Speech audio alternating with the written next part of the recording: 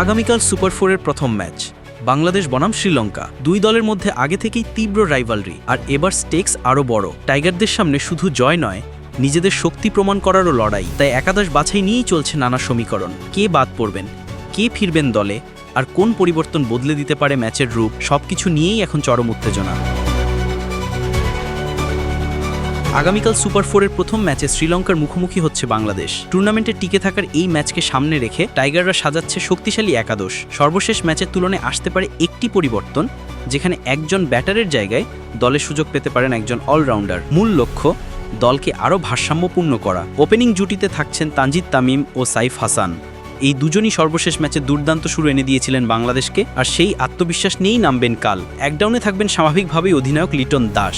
Bat হাতে তার দায়িত্ব শুধু রান করা নয়, পুরো ইনিংসটাকে ধরে রাখার। 4 নম্বরে দেখা যেতে পারে তরুণ হৃদয়কে। শ্রীলঙ্কার বিপক্ষে তার পরিসংখ্যান বেশ ভালো, আর মিডল অর্ডারের চাপ সামলানোর দক্ষতাও আছে। 5-এ থাকছেন শামীম হোসেন পাটোয়ারি, যিনি ছোট ফিনিশিং ক্যামিও খেলে ম্যাচের রূপ বদলে দিতে পারেন। 6 নম্বরে দেখা যাবে ফিনিশার জাকির আলীকে। এবারের আসরে তিনি নিজের ছন্দে নেই ঠিকই, তবে দল আশা করছে তার মারকুটে ব্যাটিংয়ে ম্যাচের শেষ অংশে আসবে প্রয়োজনীয় গতি। সবচেয়ে বড় পরিবর্তনটা আসতে পারে 7 নম্বরে। উইকেট রক্ষক ব্যাটার নুরুল হাসান সুহানের জায়গায় ফিরতে পারেন অলরাউন্ডার সাকিব মাহমুদ। এই পরিবর্তনে একদিকে যেমন মিডল অর্ডারে গভীরতা বাড়বে, অন্যদিকে বোলিংয়েও বাড়বে একটি অপশন। তবে টিম ম্যানেজমেন্টের ভাবনায় বিকল্প পরিকল্পনাও আছে। যদি সুহানকে একাদশে রাখা হয়, তবে বাদ পড়তে পারেন হৃদয়। বোলিং ইউনিট প্রায় অপরিবর্তিত থাকবে। 8 নম্বরে লেগ স্পিনার রিশাদ হোসেন, যিনি আফগানিস্তানের বিপক্ষে দুর্দান্ত বোলিংয়ে ম্যাচ জিতিয়েছেন বাংলাদেশকে। 9 নম্বরে থাকবেন বাহাতি স্পিনার নাসুম আহমেদ, যিনি পাওয়ার প্লেতে উইকেট এনে দিতে পারদর্শী। পেস আক্রমণ নিয়ে তেমন কোনো প্রশ্ন নেই।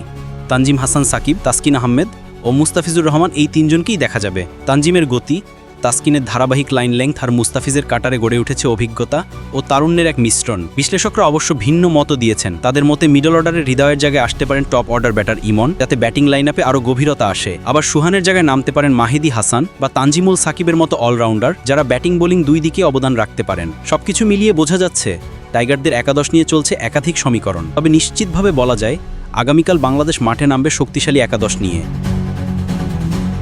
কারণ এই ম্যাচ শুধু গ্রুপ পর্বের লড়াই নয়, এটি শ্রীলঙ্কার বিপক্ষে এক পুরনো প্রতিদ্বন্দ্বিতা, যেখানে জয়ের ক্ষুধাটা বাড়তি প্রেরণা হিসেবে কাজ করবে। শেষ পর্যন্ত কেমন একাদশ নিয়ে মাঠে নামে বাংলাদেশ, তা নির্ভর করবে টিম ম্যানেজমেন্টের শেষ মুহূর্তের সিদ্ধান্তের উপর। তবে সমর্থকদের প্রত্যাশা একটাই, জয়ের মাধ্যমে সুপার ফোরে শক্ত শুরু করবে টাইগাররা।